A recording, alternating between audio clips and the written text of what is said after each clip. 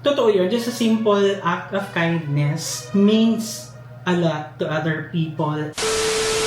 Hi guys, and welcome back to our channel. My name is Janae. Narly! Ayun, so for today's vlog ay papanoorin natin ang advocacy video ng isa sa mga delegates for the upcoming Hiyas ng Pilipinas 2024. And this time it's gonna be Hiyas ng South Cotabato. That's Clara Nodeska Michelena.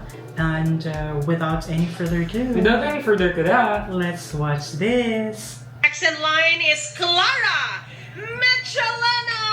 Ay, Michelena pala alam yun. niyo, itong si Clara, masyado siyang familiar sa akin. Kasi itong batang ito, kada birthday niya, gapang tao kabugas. Hindi pa siya lakambine. Nandun na yung kanyang puso sa mahihirap. Pag nagdo-donate siya, wag lang kayo maiinggit konti, ha? Pumapasok sa isip ko si Princess Diana. Kasi si Princess Diana ganun eh. Ang puso niya nasa mahihirap. At iyan si Clara Michelena. Kaya nakilala ko itong batang ito. Good day, everyone. I am Clara Nodeska Michelena, proudly representing the land of the Dreamweavers, South Cotabato.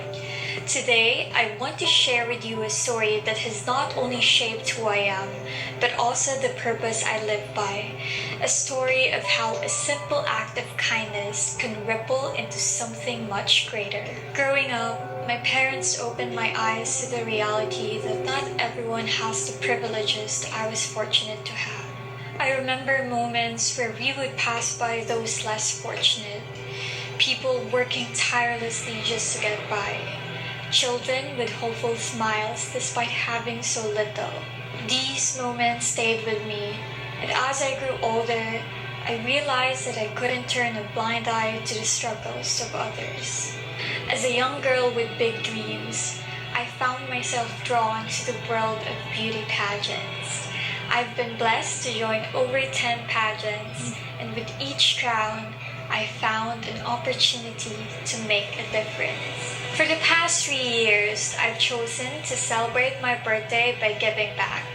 Instead of grand celebrations, I've spent them sharing food packs with tricycle drivers, the less fortunate, and to those whose struggles often go unnoticed. Every smile and every thank you I receive from them reminds me that no act of kindness is ever too small. These simple gestures have the power to ease the burdens of those living in poverty and hunger, even just for a moment. And it is in those moments that I see the true meaning of humanity. This year, as I stand before you in the Hiyas ng Pilipinas, I realize that my advocacy embodies the very core values of this pageant: beauty, culture, humanity. For me, beauty is not just about what we see on the outside. It is about the kindness we give to others. Culture is not just about our traditions, but also about how we lift each other up in times of need. And humanity, it is about recognizing that we are all connected, that we all share the same world and the same dreams for a better life. I hope that this story inspires my generation to live a life that is purpose-driven, to realize that each one of us has the power to make an impact, no matter how small the gesture may seem. This is Clara Nodeska Michelena, and this is my story. I'm very, ang nagustuhan ko doon is very personal. Hindi siya yung parang connected sa organization or ganyan.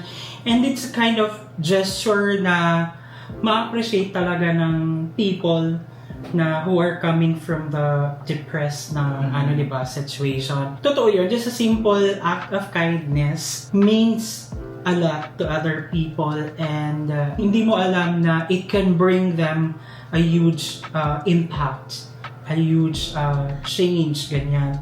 So, yeah, yun lang. Like, I love it na yung kanyang atake ay very simple lang. Kumbaga, ito ay kanyang ginagawa naman na it's something na hindi ka lang ipilit. Parang ganun, hindi siya pilit. Yun nga, ano po masasabi ko, nasabi mo naman. Magaling ka mag-comment, siya rin. Tag dito, tama yung sinasabi niya, like yung sabi mo nga din na simple gestures is valid. Kumbaga, any form of kindness, ganyan. Yung sinasabi natin na kahit nasan ka man sa lipunan or anumang status mo, you can always share your blessing and it would make a ripple to the community, to the society. Kudos sa kanya kasi it takes a lot to, be brave and go out there to para mamigay ng bigas or mag-prepare ng something. It takes money, effort, and actually, yung puso mo dapat talagang nandun ka to magbigay. Kasi hindi naman, kagaya natin, di ba? If meron lang tayong means, why not, di ba? Pero, kailangan piniprepare, kailangan, syempre, time, effort, ganun. Aminin natin sometimes if meron na tayong means, if nandun na tayo sa ganung sitwasyon, meron namang dumarating na parang priority na naghihinder sa atin na gawin natin yung ganong act na naisip natin. So, kudos talaga sa kanya that she was able to materialize that act. Even it's, just sasabihin nila na nagbigay lang naman siya ng food packs, ganyan. So yun lang, and congratulations to Clara for doing such a noble act. Wow, noble act of kindness. And good luck to your journey sa Hiyas ng Pilipinas 2024. Abangan pa rin natin kung ano yung mga susunod niyang mga gagawin activities. Thank you so much at sinamahan na kami sa nagdaang video. If you like this video, don't forget to give it a thumbs up. If bago kayo sa ating channel, don't forget to subscribe. Hit that notification bell para updated kayo sa ating mga next uploads. Ayun guys, thank you so much for watching our videos. We have a lot of videos done and we have a lot of videos coming. So keep watching us. See you in the next video. Bye!